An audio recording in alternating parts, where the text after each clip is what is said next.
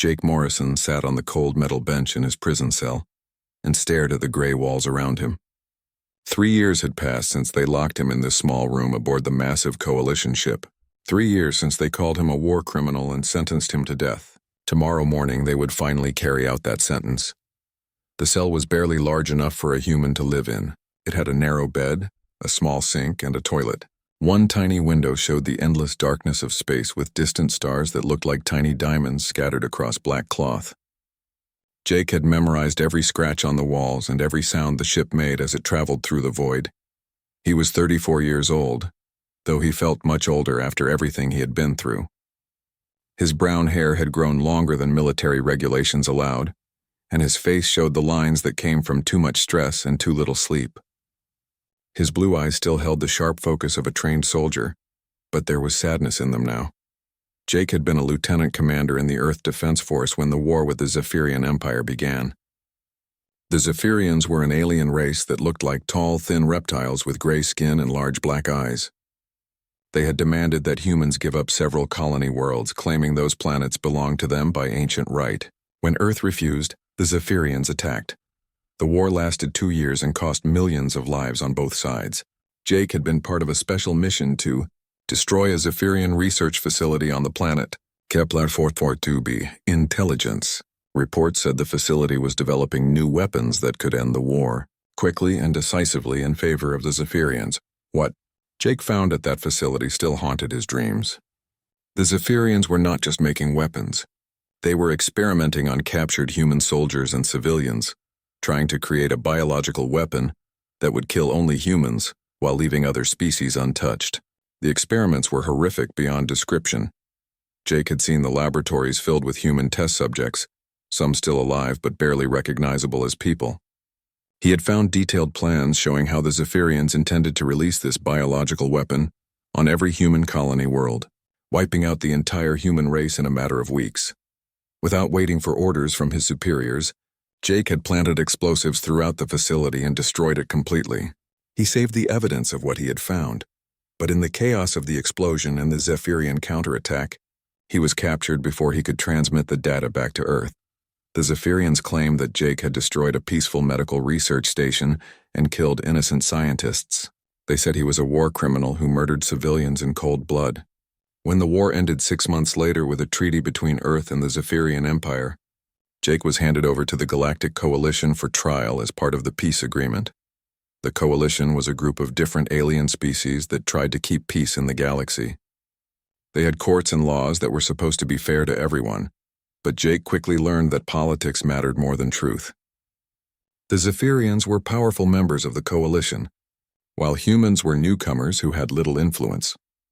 During his trial, Jake tried to present the evidence of the biological weapons program, but the data he had gathered was dismissed as fake. The Coalition judges said humans were known for creating false evidence to justify their aggressive actions. The Zephyrian witnesses claimed Jake had destroyed a hospital where they were trying to find cures for diseases. Jake was found guilty of war crimes and sentenced to death. The Coalition said this would show other species that humans could be trusted to punish their own criminals. Jake knew the real reason for his sentence was to keep the peace treaty with the Zephyrians intact.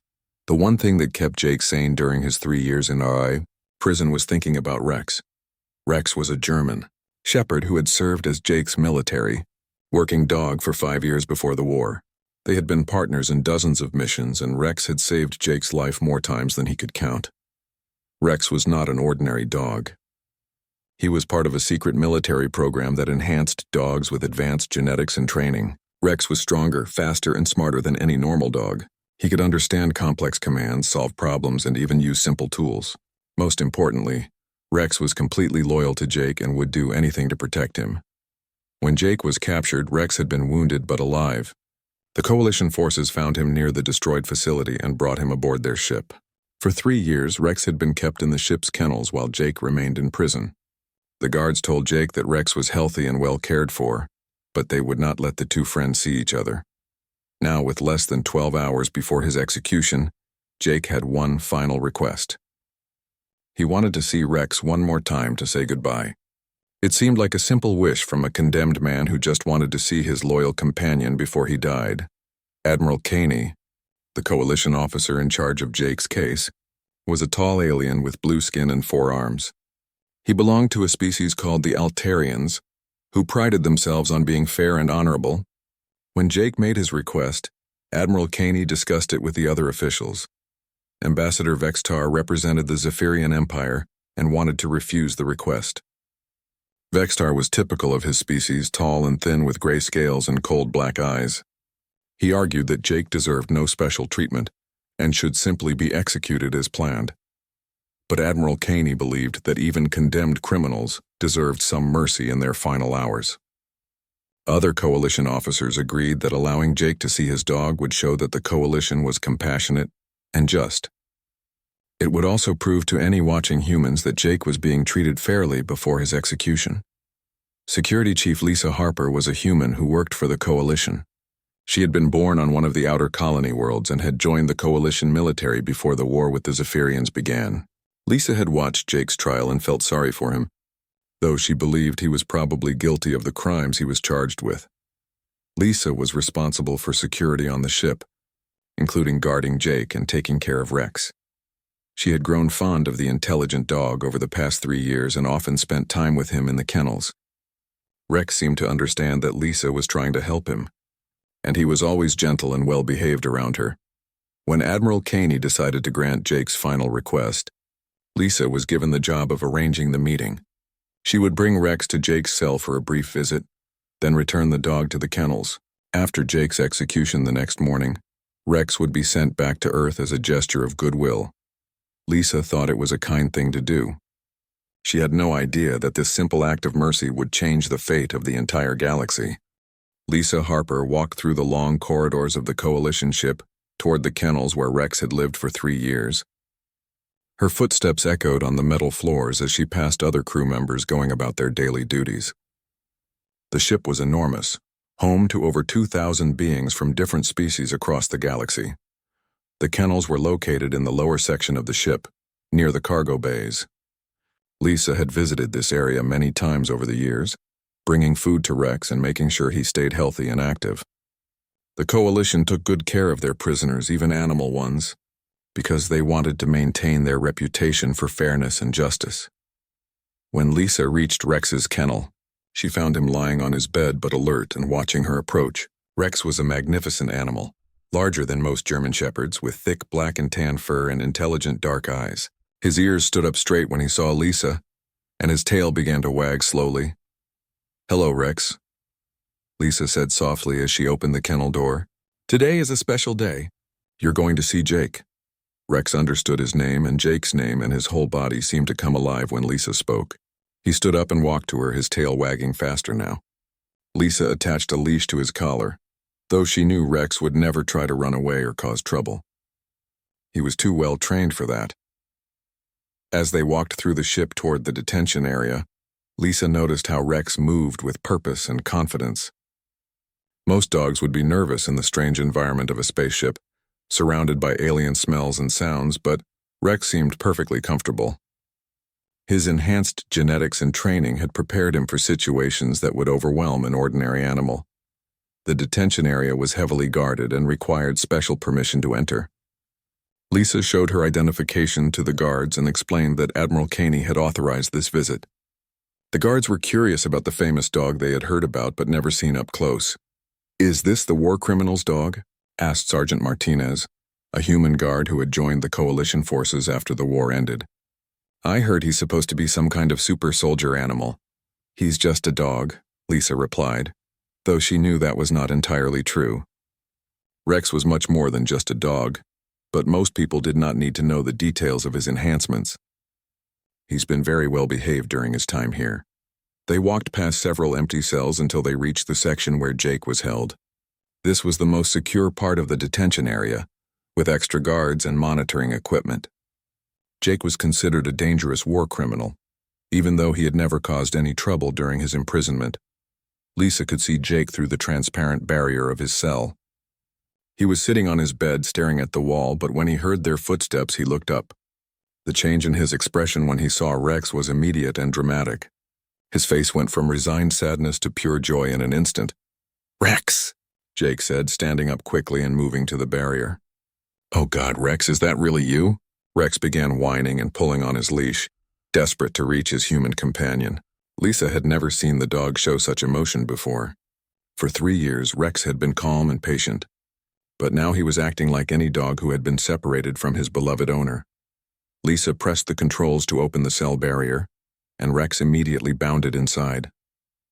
Jake dropped to his knees as the big dog jumped into his arms, both of them overwhelmed with happiness at being reunited. Rex licked Jake's face while Jake buried his fingers in the dog's thick fur. "I missed you so much, boy," Jake whispered, his voice breaking with emotion. "I missed you every single day." The guards watched this reunion with mixed feelings. Some of them were moved by the obvious love between the man and his dog. Others remained suspicious, wondering if there was more to this meeting than it appeared. Lisa felt tears in her eyes as she watched Jake and Rex together. For several minutes, Jake simply held Rex and spoke to him in the gentle voice that people use with their pets. He told Rex how sorry he was that they had been separated and how much he had worried about him. Rex seemed to understand every word, responding with soft whines and gentle movements. Then something changed. Jake's voice became quieter, and he began speaking to Rex in a way that was different from normal pet talk. Lisa noticed that Jake was using specific words and phrases, almost like he was giving commands, but in a language she did not recognize. "Alpha 77, Rex," Jake said softly, looking directly into the dog's eyes. "Charlie Mike Foxtrot, Delta 9 Delta."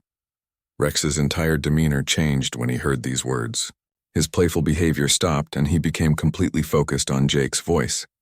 His ears were pointed forward, and his eyes were locked on Jake's face with intense concentration. Jake continued speaking in this strange code, using combinations of letters and numbers that meant nothing to Lisa or the guards. But Rex clearly understood every word. The dog's responses were subtle but deliberate. A slight movement of his head, a particular way of positioning his ears, or a specific type of tail movement.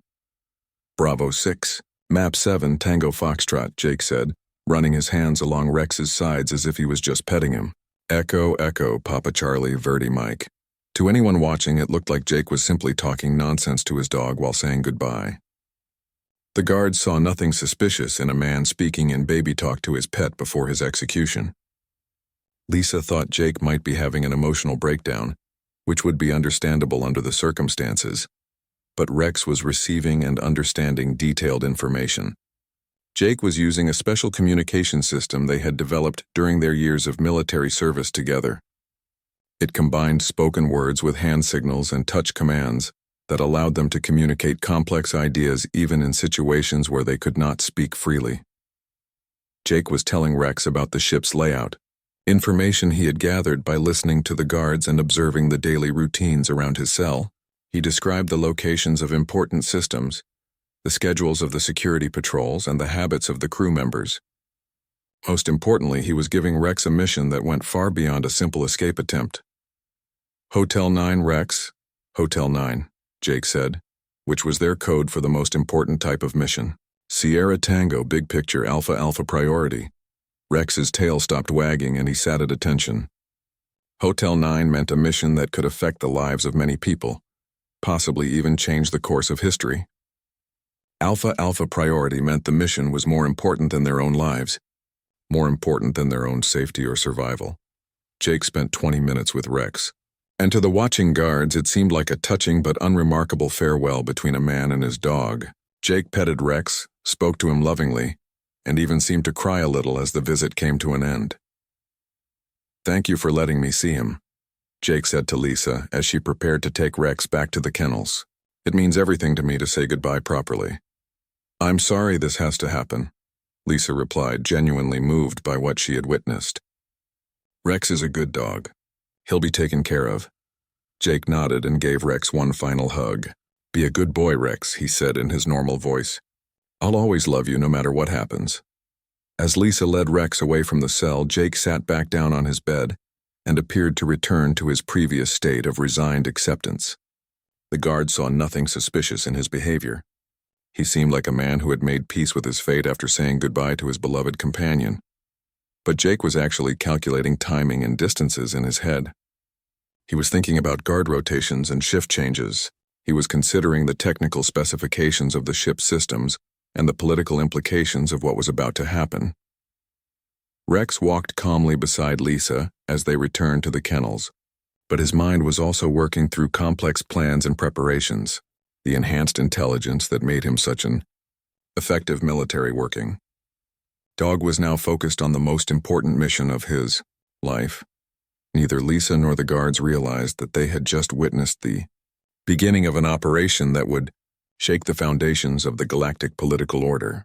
They thought they had seen a simple goodbye between a condemned man and his loyal dog. They had actually seen two highly trained operatives receiving their final mission, briefing before launching an attack that would change everything. The ship entered its night cycle 4 hours after Rex returned to the kennels. The artificial lights dimmed throughout the corridors, and most of the crew went to their quarters to sleep. Only essential personnel remained on duty, monitoring the ship's systems and maintaining security. Rex lay on his bed in the kennel, but he was not sleeping. His enhanced hearing allowed him to track the movements of every person in the nearby sections of the ship.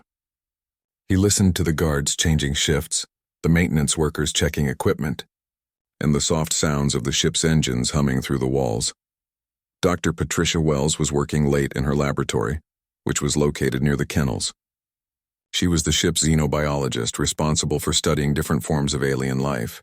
Over the past 3 years, she had become fascinated with Rex and had been allowed to conduct some basic observations of his behavior and abilities. Patricia was a middle-aged woman from Earth who had joined the coalition to study alien species and help improve relations between different worlds. She had always loved animals, and Rex was unlike any creature she had ever encountered.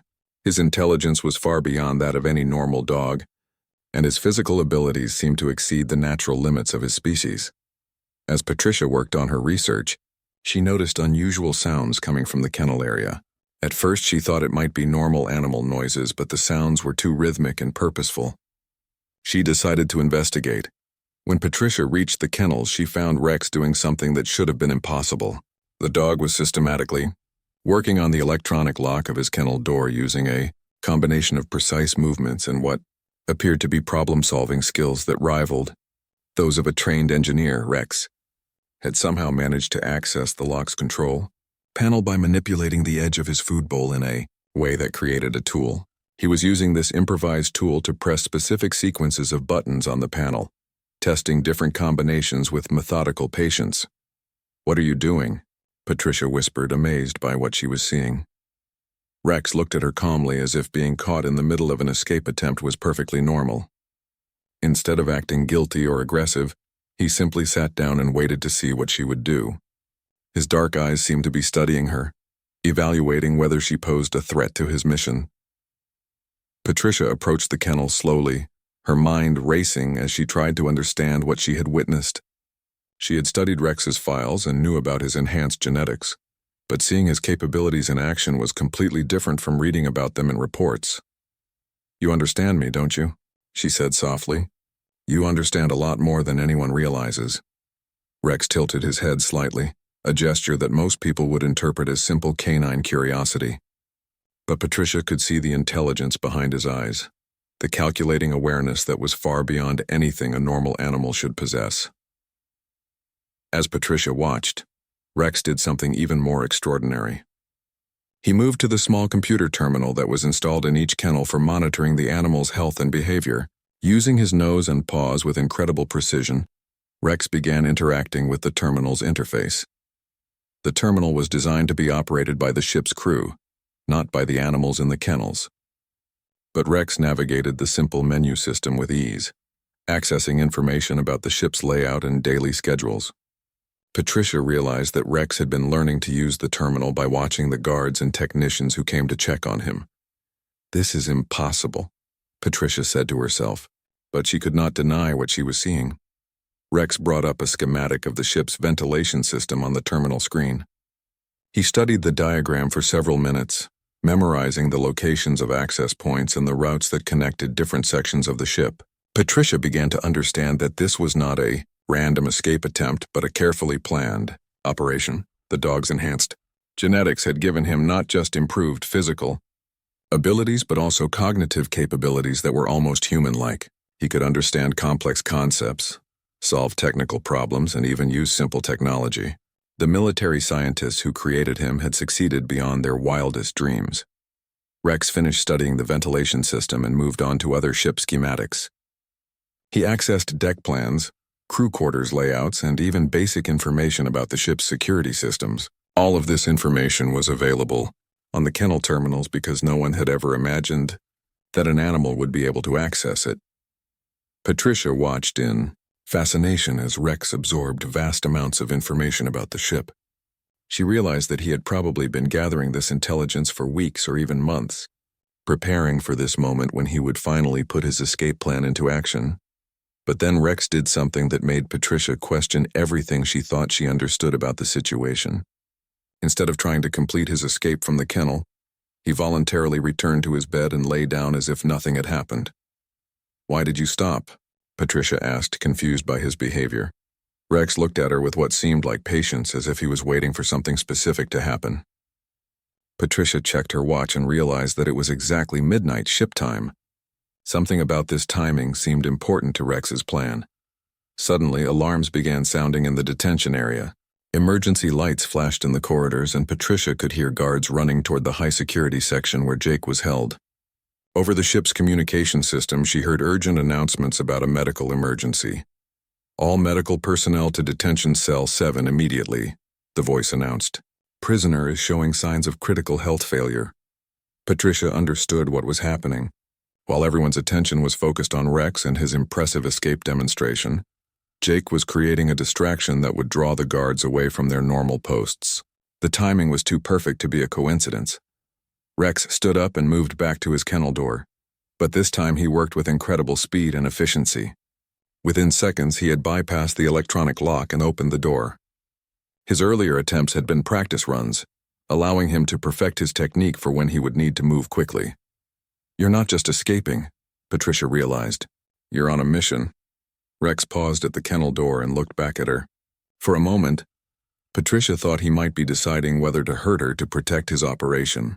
But instead, Rex did something completely unexpected. He moved to the computer terminal one more time and brought up a specific file on the screen.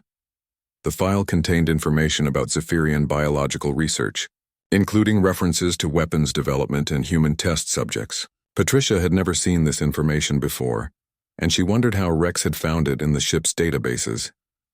"You want me to see this?" she said, beginning to understand. This is what Jake was trying to tell people about. Rex waited until Patricia had read enough of the file to understand its significance. Then he deleted his access history from the terminal and moved toward the ventilation access point he had identified earlier. With strength that seemed impossible for his size, he pulled the metal grating away from the wall. "Wait," Patricia called softly, but Rex was already disappearing into the ventilation shaft. Patricia stood alone in the kennel area, her mind struggling to process what she had witnessed. She had just seen a dog demonstrate intelligence and technical skills that exceeded those of most humans. More importantly, she had seen evidence that Jake Morrison might not be the war criminal that everyone believed him to be. The alarms were still sounding from the detention area, and Patricia could hear more guards responding to the medical emergency. She realized that Rex had timed his escape perfectly, using Jake's apparent health crisis to create chaos and confusion throughout the ship. As a scientist, Patricia wanted to report what she had seen and help the security forces recapture Rex. But as someone who had just seen evidence of potential war crimes by the Zephyrians, she hesitated. If Jake was innocent and Rex was trying to prove it, then helping to stop them might be wrong. Patricia made a decision that would haunt her for the rest of her life. Instead of raising an alarm about Rex's escape, she quietly returned to her laboratory and pretended that she had seen nothing. She told herself that she needed time to think about what she had witnessed and to investigate the files that Rex had shown her. High above her in the ventilation system, Rex was moving through the ship with the confidence of someone who had memorized every detail of the layout. His enhanced senses allowed him to navigate in complete darkness, following scents and sounds that would guide him to his destination. Rex was not just escaping from his prison. He was beginning the most important mission of his life, one that would require all of his enhanced abilities and years of training with Jake. The loyal dog was about to prove that Sometimes the most powerful weapon in the galaxy was not advanced technology or superior firepower. Sometimes it was the unbreakable bond between a human and his best friend. Rex moved through the ventilation system like a shadow, his enhanced senses guiding him through the maze of metal tunnels that ran throughout the massive Coalition ship. The air shafts were designed for maintenance access, not for travel, but Rex's modified genetics had given him the strength and agility to navigate spaces that would challenge even a trained human soldier. His destination was the ship's main computer core, located in the heavily protected central section of the vessel. Jake had spent 3 years listening to the guards talk about their duties, memorizing shift rotations and mapping the ship's layout in his mind. Through their coded conversation, he had shared all of this intelligence with Rex. As Rex crawled through the narrow tunnels, he could hear the chaos continuing in the detention area below. Jake's feigned medical emergency had drawn most of the security personnel away from their normal positions, but Rex knew this distraction would not last long.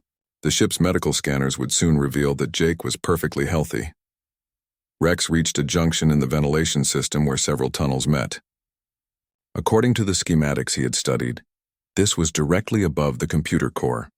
He could hear the soft humming of the massive processors and cooling systems below. More importantly, he could smell the unique electronic scents that came from the advanced alien technology.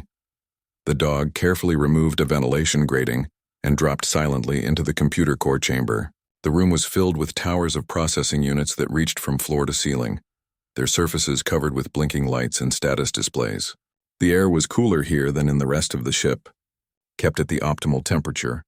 For the sensitive equipment, Rex had been trained to use computer systems during his military service with Jake. The enhanced neural pathways in his brain allowed him to understand digital interfaces and navigation systems in ways that normal animals never could. But what the Coalition did not know was that Jake had made secret modifications to Rex's capabilities during their years together. Hidden beneath the fur on the back of Rex's neck was a small neural interface device that Jake had implanted years ago. The device was undetectable by normal medical scans and allowed Rex to connect directly to computer networks. It was technology that officially did not exist, developed by human military scientists who were working on projects that went far beyond what their alien allies knew about. Rex approached one of the main access terminals and activated his neural interface. Microscopic fibers extended from the device and made contact with the terminal's data ports. Within seconds, Rex was inside the ship's computer network, his consciousness moving through digital pathways like a ghost in the machine. The ship's security systems detected an unauthorized access attempt, but Rex's interface included advanced countermeasures that made his presence nearly invisible. The artificial intelligence programs that monitored the network saw only routine maintenance activities, not the careful infiltration that was actually taking place. Rex began searching through the vast databases stored in the ship's memory banks. The Coalition kept detailed records of everything, including classified files about member species, military operations, and diplomatic negotiations. Most of this information was protected by multiple layers of security, but Rex's interface had been designed specifically to bypass such protections. What Rex found in the depths of the Coalition's files confirmed everything that Jake had tried to tell the world during his trial. The Zephyrian research facility that Jake had destroyed was indeed a biological weapons laboratory, and the experiments conducted there were even more horrific than Jake had realized. The files contained detailed reports from Zephyrian scientists describing their progress in developing a virus that would target human DNA exclusively. They had tested this weapon on captured human soldiers and civilians, documenting the agonizing deaths of thousands of innocent people. The goal was to create a weapon that could wipe out the entire human species while leaving all other forms of life untouched. But the most shocking discovery was that high-ranking Coalition officials had known about the weapons program all along. Ambassador Vexstar had been sending regular reports to other Coalition leaders, describing the progress of the biological weapons research and requesting permission to deploy the virus against human colony worlds. Admiral Caney and several other Coalition commanders had approved the weapons program, believing that eliminating humanity would solve the political problems caused by human expansion into space. They saw humans as aggressive and unpredictable, a threat to the stable order that the Coalition had maintained for centuries. Jake's destruction of the research facility had not only saved the human species from extinction, but had also prevented the coalition from committing genocide on a scale never before seen in galactic history. Instead of being honored as a hero, Jake had been framed as a war criminal to protect the reputations of the officials who had approved the weapons program. Rex copied all of this evidence into his neural interface, but he knew that simply downloading the files would not be enough. The coalition could claim that the evidence was fake or that it had been planted by human agents. He needed to do something that would make the truth impossible to deny.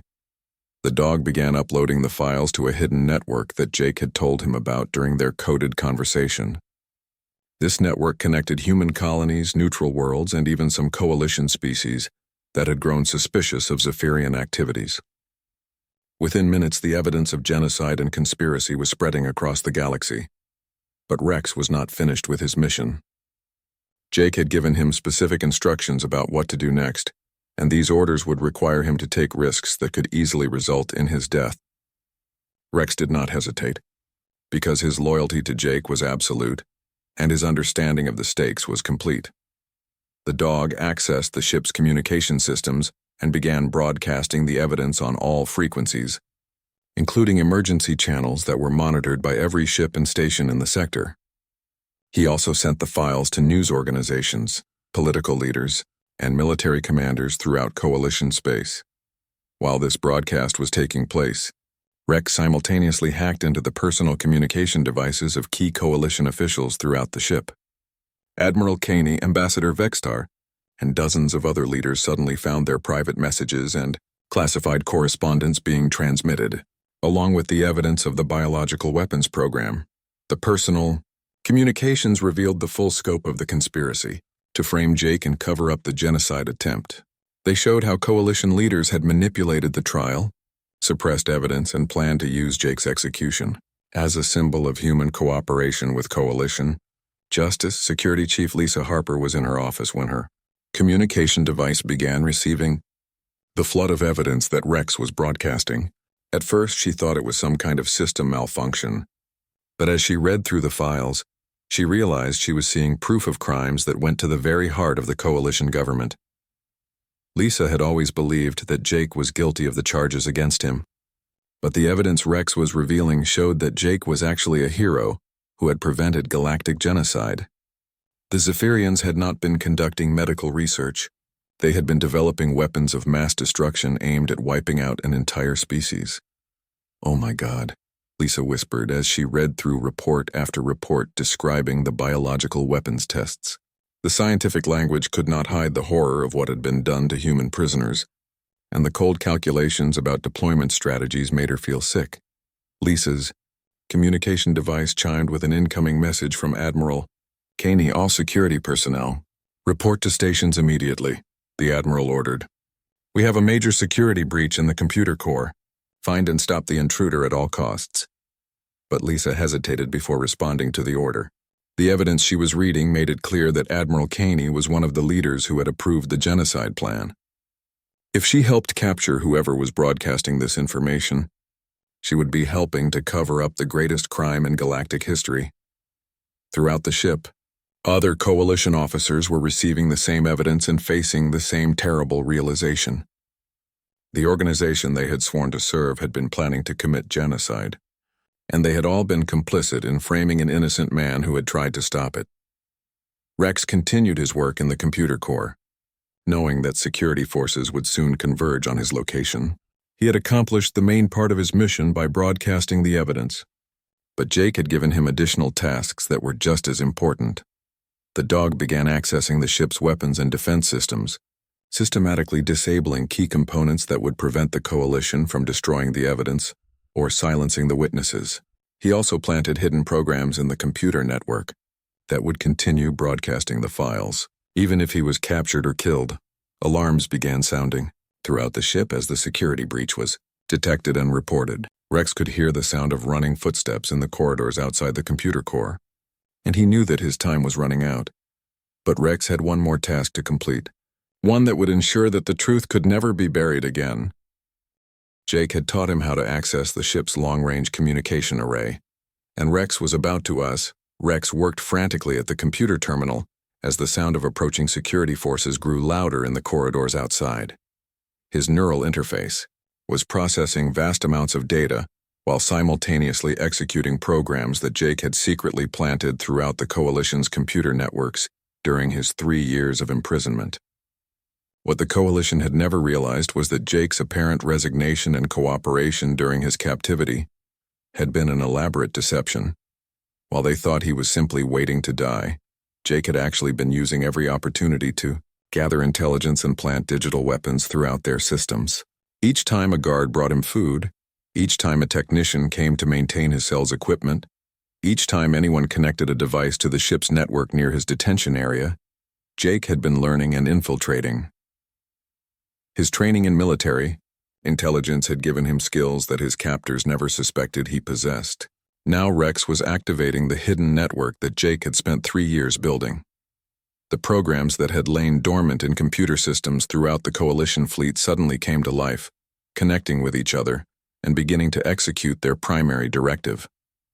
The hidden programs were not designed to destroy the Coalition's ships or harm their crews. Instead, they were designed to do something much more powerful and lasting. They were built to reveal the truth and make it impossible to hide. Rex accessed the ship's long-range communication array and began transmitting a signal that would reach every human colony, every neutral world, and every species in the galaxy that maintained monitoring stations. The signal contained not just the evidence of the Zephyrian biological weapons program, but also detailed proof of the Coalition conspiracy to cover it up. But this transmission was different from the earlier broadcasts. This signal was using encryption codes and authentication protocols that identified it as coming from official Earth Defense Force sources. Jake had given Rex access to military communication systems that would make the evidence impossible to dismiss as fake. As the signal spread across the galaxy, automated systems on human ships and colonies began responding to hidden activation codes that Jake had embedded in the transmission. These were sleeper programs that had been installed in Earth Defense Force equipment years ago, designed to activate only in the event of an existential threat to humanity. Captain Ryan Hughes was asleep in his quarters aboard the Earth Defense Force cruiser Liberty when the emergency alarms woke him. His communication officer was calling him to the bridge with urgent news about a priority transmission from deep space. "Captain, you need to see this immediately," Lieutenant Commander Sarah Foster said as Hughes arrived on the bridge. "We're receiving an authenticated military transmission with evidence of war crimes and conspiracy. The authentication codes are genuine, but the source appears to be Lieutenant Commander Morrison." Hughes felt his blood run cold at the mention of Jake Morrison's name. He had known Jake before the war and had never believed that his friend was capable of the crimes he had been convicted of, but the evidence presented at the trial had seemed overwhelming, and Hughes had reluctantly accepted that Jake must be guilty. "Show me everything," Hughes ordered, and for the next hour, he read through the files that Rex was broadcasting from the Coalition ship. What he found made him realize that the greatest injustice in human history was about to reach its conclusion with Jake's execution. "Get me a direct line to Earth Command," Hughes told his communications officer.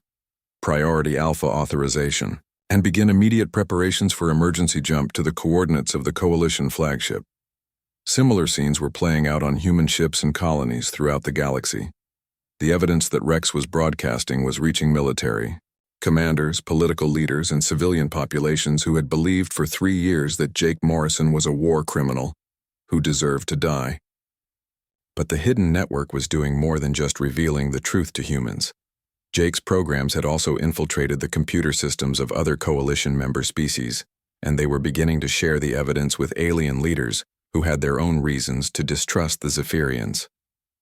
The Altarian Council received the files and immediately began comparing them with their own intelligence reports about suspicious Zephyrian activities. The Centauri Federation discovered that their recent territorial disputes with the Zephyrians took on new meaning when viewed in light of the biological weapons program. Species after species began to realize that if the Zephyrians were willing to commit genocide against humans, they might be willing to target any species that stood in their way. The evidence showed that the biological weapons research had included Preliminary studies of other alien genetic structures, suggesting that humans were only the first intended victims. On board the Coalition flagship, the ship's senior officers were struggling to deal with the cascade of revelations that Rex's network had unleashed. Admiral Caney was receiving urgent communications from Coalition leaders throughout the galaxy, all demanding explanations for the evidence that was spreading like wildfire through their networks. "How is this possible?" Caney demanded as he stood in the ship's command center, surrounded by displays showing the extent of the security breach. How could one human prisoner and his animal companion cause this much damage? Ambassador Vextar was frantically trying to deny the authenticity of the evidence, but his protestations were falling on deaf ears. Too many independent sources were confirming the same information, and the authentication codes on the transmissions were proving impossible to forge or falsify. "This is obviously a human intelligence operation designed to discredit the Coalition," Vextar insisted. "The humans are desperate to save their war criminal, so they have fabricated this elaborate deception." But even as Vextar spoke, more evidence was emerging from the hidden network. Rex had found and activated programs that revealed not just the biological weapons conspiracy, but years of other Zephyrian crimes that had been covered up by corrupt Coalition officials. Security Chief Lisa Harper was no longer trying to capture Rex. Instead, she was using her access to the ship's systems to help protect him from the security forces that were still following Admiral Kane's orders. The evidence she had seen convinced her that Rex was fighting for justice, not terrorism. "Computer core security teams, this is Security Chief Harper," she announced over the internal communication system. "Stand down from your current operation and report to alternative stations. We have conflicting intelligence about the nature of the security breach." Lisa's orders confused the security teams and bought Rex precious additional time to complete his mission. But she knew that Admiral Caney would soon realize what she was doing and override her commands. Rex was running out of time, but his work was nearly complete. The hidden network had successfully activated dormant programs in Coalition systems throughout the galaxy, and the evidence of genocide and conspiracy was spreading faster than any force could stop it. The dog began his final task, one that Jake had described as the most important part of their entire operation. Rex accessed the Coalition's diplomatic communication channels and began broadcasting a message directly to the leaders of every member species. The message was not from Rex or Jake, but from the human prisoners who had died in the Zephyrian biological weapons experiments. Before their deaths, these brave men and women had managed to record testimonies describing what was being done to them and warning the galaxy about the Zephyrian plans for genocide. These recordings had been thought lost when Jake destroyed the research facility, but he had actually managed to save them in the hidden storage areas of his neural implants. For 3 years, the voices of the dead had waited in digital silence for their chance to speak the truth to the galaxy. Now their testimonies were being broadcast on every frequency, in every language, to every world that could receive them. The victims of the biological weapons program were telling their own stories, describing the torture they had endured and the evil they had witnessed. Rex disconnected from the computer terminal and prepared to leave the computer core. His mission was complete, and the network he had activated would continue operating even if he was captured or killed. The truth was now spreading across the galaxy like an unstoppable wave, and no force in the universe could hold it back. As Rex moved toward the ventilation system to begin his escape, he could hear the security forces finally breaching the sealed doors of the computer core. But he was not afraid, because he knew that Jake would be proud of what they had accomplished together. The galaxy would never be the same again, and justice would finally be served for the victims of the greatest crime in galactic history. The revelations spreading across the galaxy were causing chaos on every Coalition world. As the evidence of Zephyrian genocide and Coalition conspiracy reached more and more species, the carefully maintained political order that had existed for centuries began to crumble. On the Altarian homeworld, the Council of Elders convened an emergency session to discuss the shocking information they had received. Elder Kithara, the oldest and most respected member of the council, read through the files with growing horror and anger. "How could we have been so blind?" Kithara asked her fellow council members. "We trusted the Zephyrians and allowed them to manipulate our sense of justice. We participated in the persecution of an innocent being who was trying to save his entire species from extinction. The Altarians had always prided themselves on their commitment to justice and fairness, but the evidence showed that they had been manipulated into becoming accessories to attempted genocide. The biological weapons program violated every principle that the Altarians held sacred, and their participation in Jake's trial now seemed like a betrayal of everything they believed in. "We must act immediately," declared Elder Morthak, a younger council member who had always been suspicious of Zephyrian motives. "This evidence proves that the Zephyrians cannot be trusted with power, and our alliance with them has compromised our own moral authority." Similar discussions were taking place on worlds throughout Coalition space. The Centauri Federation called an emergency assembly of their planetary governors, while the Rigel Collective began mobilizing their defense fleets in case the Zephyrians attempted to silence the evidence through military action. Even species that had previously been neutral in galactic politics were forced to take sides as the evidence continued to spread. The revelations were not just about past crimes, but about an ongoing threat to the survival of any species that might oppose Zephyrian expansion. On board the Coalition flagship, Rex had successfully escaped from the computer core and was moving through the ship's ventilation system toward his next objective. The security forces had found evidence of his presence in the computer core, but they had no idea where he had gone or what he planned to do next. Admiral Caney was receiving urgent communications from Coalition leaders throughout the galaxy, all demanding explanations for the crisis that was engulfing their organization. The evidence that Rex had broadcast was being confirmed by independent investigations, and it was becoming impossible to deny the truth. "Admiral, we have incoming ships on long-range sensors," reported Navigation Officer Chen, a human who had joined the Coalition before the war. "Multiple vessels approaching at maximum speed from the direction of Earth space." Caney looked at the tactical display and felt his stomach drop. A fleet of Earth Defense Force ships was heading directly toward the Coalition flagship, led by heavy cruisers and battle carriers that represented the most advanced technology humanity possessed. "How many ships?" Caney asked, though he was afraid to hear the answer. 47 vessels and counting, sir," Chen replied. "More ships are jumping into the system every few minutes. It looks like Earth has mobilized their entire battle fleet." Ambassador Vextar was frantically trying to contact other Zephyrian ships in the area, but his calls were being intercepted and jammed by the human fleet. The humans were not taking any chances that the Zephyrians might destroy evidence or eliminate witnesses before the truth could be fully revealed. "This is an act of war," Vextar declared, his reptilian features twisted with rage. "The humans are attacking Coalition space with a military fleet. We must defend ourselves." But Admiral Caney was beginning to realize that the Coalition's position was hopeless. The evidence that Rex had broadcast was genuine, and it proved that the Coalition had been complicit in attempted genocide. If they attacked the human fleet, they would only confirm their guilt and justify whatever response Earth chose to make. Security Chief Lisa Harper was monitoring the approach of the human fleet, while simultaneously tracking Rex's movements through the ship. Her security sensors could detect the dog's presence in various sections of the ship, but she was not reporting his location to the other security teams. Lisa had made her choice when she saw the evidence of the biological weapons program. She could not continue to serve an organization that had participated in attempted genocide, and she was prepared to face the consequences of her decision. "Security teams, this is Chief Harper," she announced over the internal communication system. "All personnel are ordered to stand down from active pursuit operations. Report to your stations and await further orders." "Chief Harper, what are you doing?" demanded Lieutenant Rodriguez, one of the security officers who was still trying to hunt down Rex. "Admiral Caney has ordered us to capture the intruder at all costs."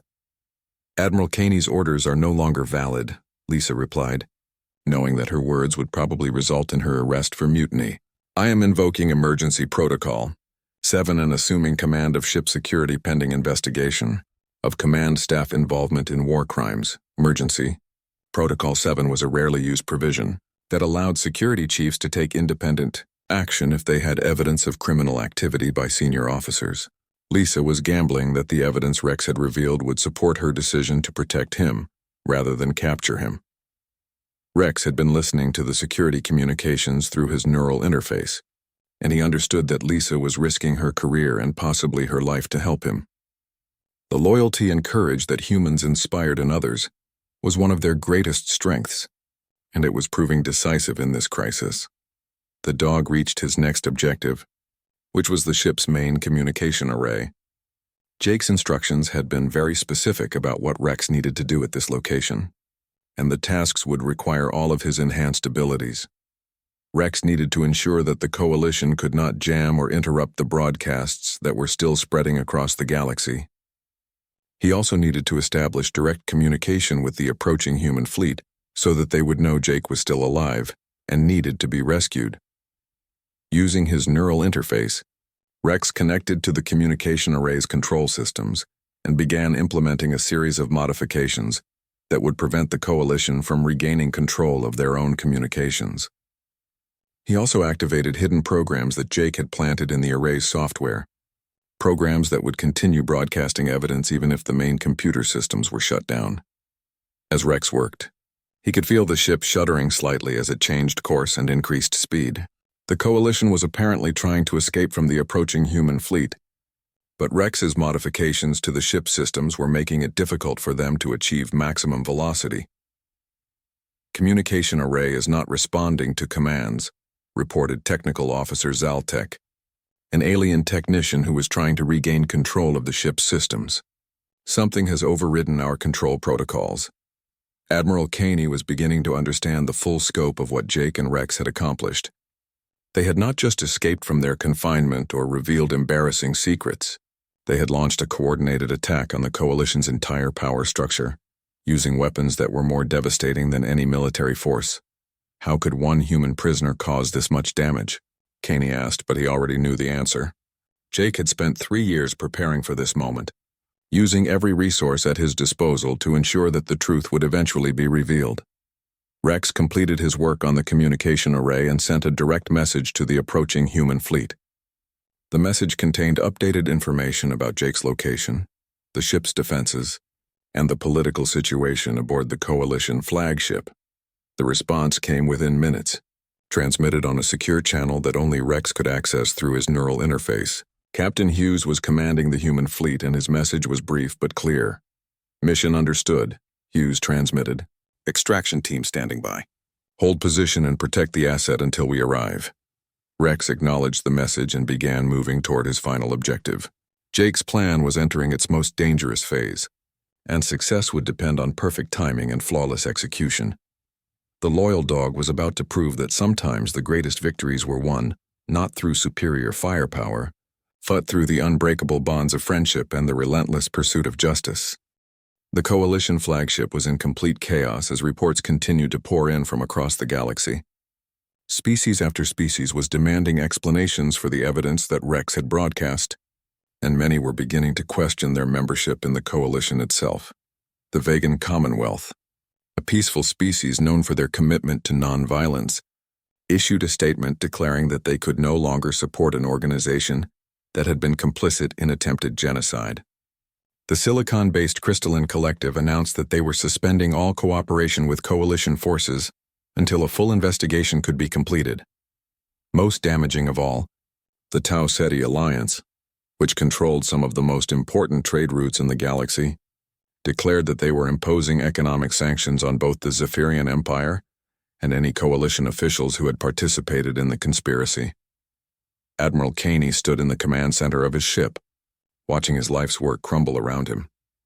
He had dedicated 40 years to building the Coalition into a force for peace and stability in the galaxy, but now it was collapsing because of the choices he had made in a moment of political expediency. Admiral, we're receiving a direct communication from the human fleet, reported Communications Officer Vale, her voice trembling with nervous tension. Captain Hughes is requesting permission to come aboard for negotiations. Caney looked at the tactical display, which showed the human fleet maintaining position just outside weapons range. The humans had enough firepower to destroy the Coalition flagship, but they were holding back, apparently hoping to resolve the situation through diplomacy. They want to negotiate, Caney said to Ambassador Vextar, who was pacing back and forth like a caged animal. Perhaps we can still find a way to salvage this situation. But Vextar was beyond rational thought. The Zephyrian ambassador had built his career on the biological weapons program, and its exposure meant the end of everything he had worked for. His species had dreamed of galactic dominance for centuries, and now those dreams were turning to ashes. There will be no negotiations with terrorists and war criminals, Vextar declared, his cold reptilian eyes filled with hatred. The humans have attacked Coalition space with military forces. We must respond with appropriate force. The humans have not fired a single shot, Caney pointed out, trying to maintain some semblance of reason. They are clearly here to rescue Morrison and expose the truth about the biological weapons program. If we attack them now, we will only confirm their accusations. But Vextar was no longer listening to Caney's arguments. The ambassador activated his personal communication device and began transmitting orders to Zephyrian military units throughout the sector. He was calling for a preemptive strike against the human fleet, hoping to destroy the evidence and eliminate the witnesses before the truth could spread any further. Rex was monitoring these communications through his neural interface as he made his way toward the detention area where Jake was being held. The dog understood that the situation was becoming more dangerous by the minute, and he needed to reach his partner before the shooting started. Security Chief Lisa Harper was also aware of the deteriorating situation, and she made a decision that would define the rest of her life. Instead of trying to stop Rex from reaching Jake, she decided to help him complete his mission. "All security personnel, this is Chief Harper," she announced over the ship's communication system. "Emergency Protocol 9 is now in effect. Evacuate all non-essential personnel from detention areas immediately." Emergency Protocol 9 was designed for situations where the ship's detention facilities might be compromised by external attack. By invoking it, Lisa was clearing the way for Rex to reach Jake without having to fight through multiple security checkpoints.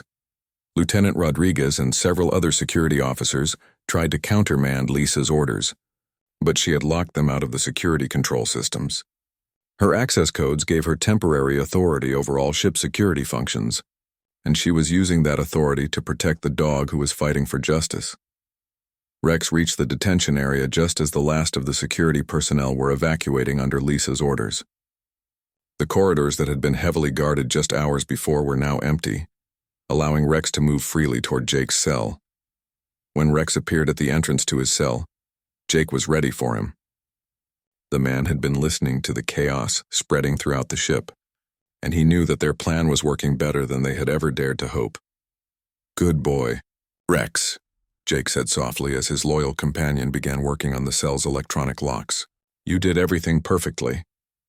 Rex bypassed the lock systems with the same skill he had demonstrated at his kennel, and within seconds, Jake was free for the first time in 3 years.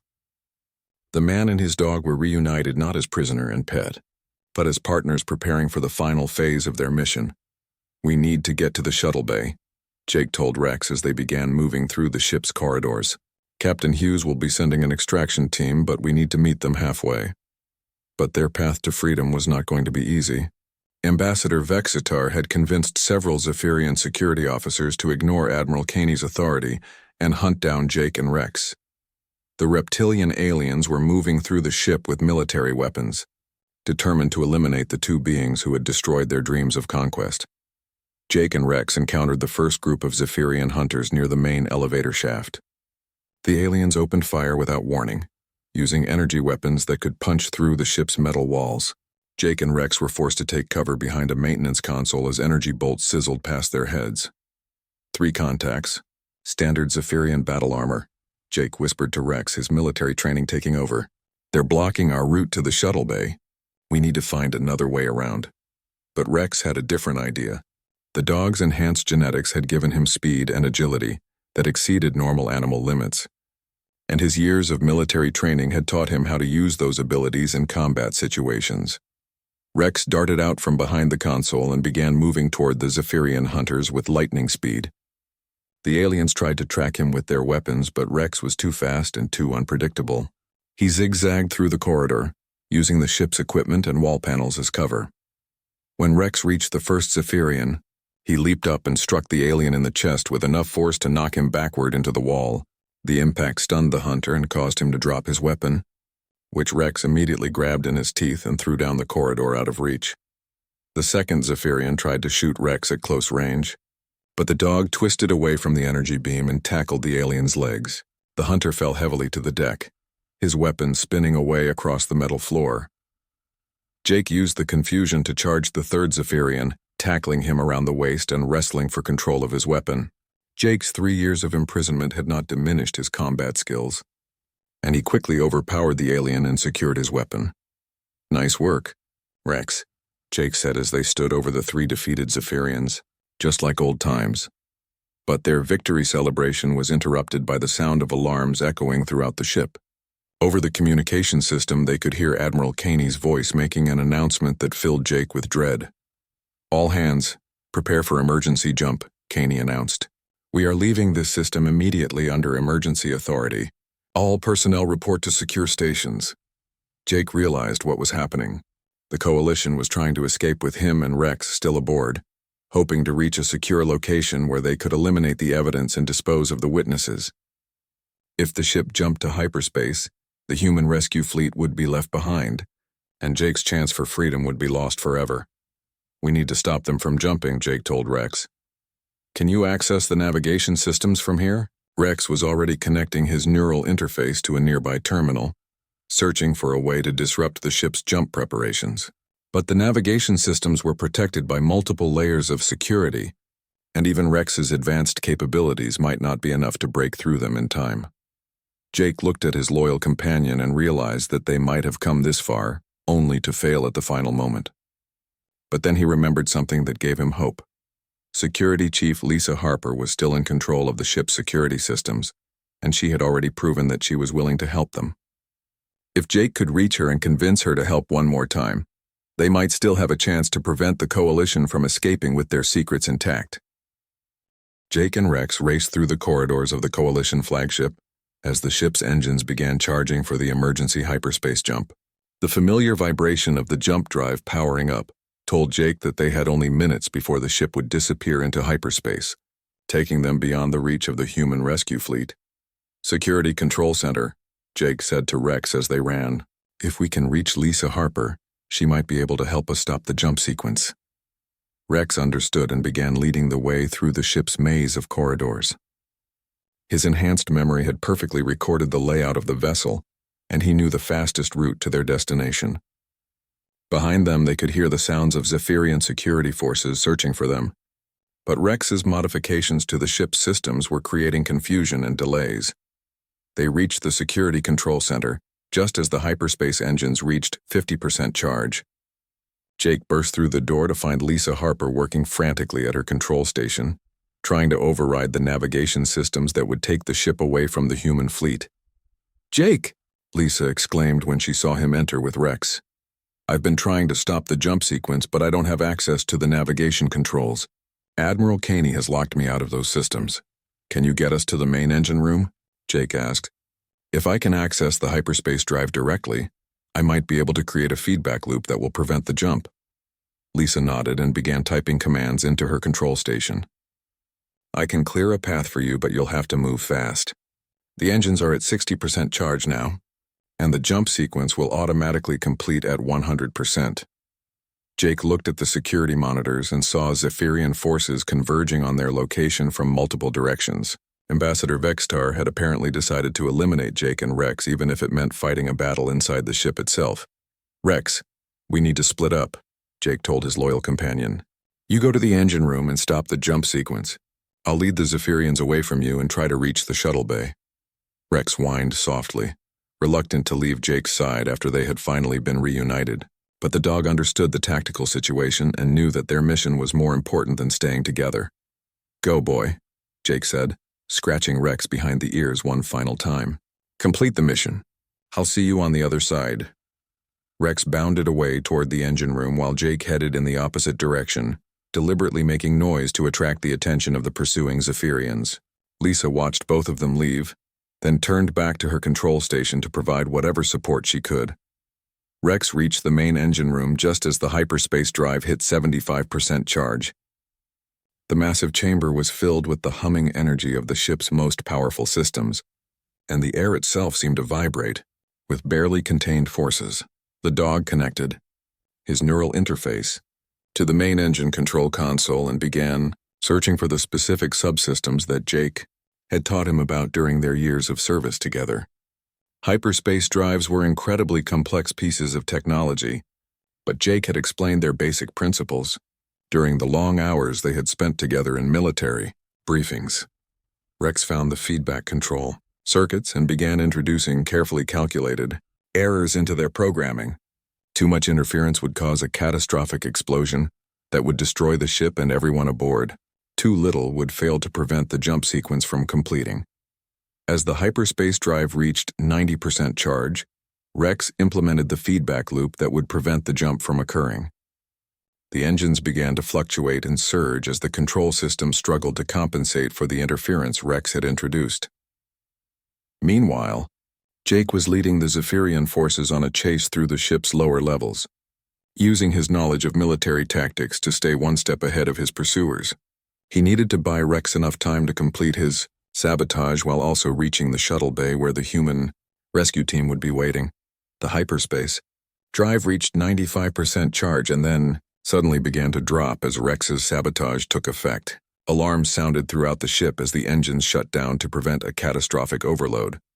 "Hyperspace jump aborted," announced the ship's computer in its calm, mechanical voice. "Engine systems offline for emergency maintenance." Admiral Caney's voice echoed through the ship's communication system, filled with frustration and desperation. "All engineering teams to the main engine room immediately. Restore hyperspace capability at once," but it was too late. Through the ship's viewports, the crew could see the human fleet moving closer, no longer worried about their target escaping into hyperspace. Shuttles were launching from the human ships, carrying rescue teams and diplomatic representatives who would ensure that justice was finally served. Jake reached the shuttle bay just as the first human shuttle was requesting permission to dock. The bay's massive doors were sealed, but Lisa Harper was overriding the controls from her security station, allowing the rescue ships to enter. "Jake Morrison," called Captain Hughes as he stepped out of the lead shuttle with a squad of Earth Defense Force Marines. "It's good to see you alive, my friend." Jake felt tears in his eyes as he saw his old comrades for the first time in 3 years. But his first concern was for his loyal partner who had made this rescue possible. "Rex is in the engine room," Jake told Hughes. "He's the one who stopped the ship from jumping to hyperspace. Without him, none of this would have been possible." Hughes nodded and dispatched a team to retrieve Rex while he and Jake moved toward the ship's command center. The human diplomatic team that accompanied the rescue force was already preparing to take custody of the evidence that Rex had gathered and to begin formal proceedings against the coalition, officials who had participated in the conspiracy. When they reached the command center, they found Admiral Caney waiting for them with a resignation that bordered on relief. The Altarian admiral had spent the last few hours watching his life's work collapse around him, and he seemed almost grateful that the ordeal was finally over. "Captain Hughes," Caney said formally, "I surrender myself and this vessel to your custody. I take full responsibility for the crimes that have been committed under my command." Ambassador Vextar was not so accepting of defeat. The Zephyrian ambassador had barricaded himself in his quarters with several loyal guards, and he was threatening to destroy additional evidence unless he was guaranteed safe passage to Zephyrian space. But Vextar's defiance was short-lived. The evidence that Rex had broadcast to the galaxy had already reached the Zephyrian homeworld, and the response from his own government was swift and decisive. The Zephyrian Empire disavowed Vextar's actions and ordered him to surrender to Coalition custody for trial. Rex arrived at the command center carried in the arms of one of the rescue Marines, exhausted from his efforts but triumphant in victory. Jake took his loyal companion and held him close, overwhelmed with gratitude for everything the remarkable dog had accomplished. "You did it, boy," Jake whispered. "You saved us all." The aftermath of the revelation spread across the galaxy like ripples from a stone thrown into still water. The Coalition was forced to undergo a complete restructuring, with new leadership and new policies, designed to prevent future abuses of power. The Zephyrian Empire faced international sanctions and internal rebellion as the evidence of their biological weapons program became public knowledge. Several Zephyrian colonies declared independence, and the Empire's military was placed under international supervision. Most importantly, the attempted genocide of humanity was recognized as one of the greatest crimes in galactic history. The victims of the biological weapons experiments were honored with memorials on every human world, and their testimonies became required study in schools. Throughout Coalition space, Jake Morrison was not only cleared of all charges but was honored as a hero who had prevented galactic genocide at enormous personal cost. He was offered high-ranking positions in the new Coalition government, but he chose instead to return to Earth with Rex to live quietly and recover from their ordeal.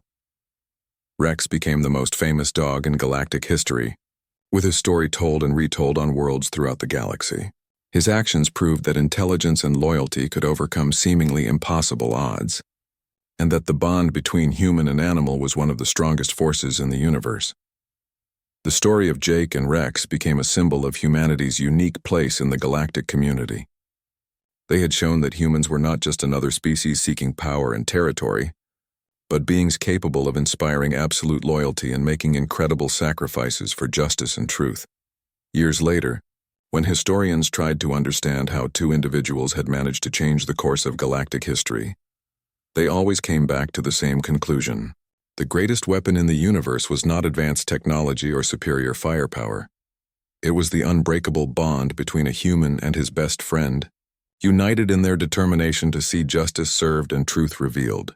Jake and Rex had proven that sometimes the smallest act of loyalty could have the greatest consequences, and that love and friendship were forces more powerful than any army. Their legacy lived on in the new galaxy they had helped create, one where truth mattered more than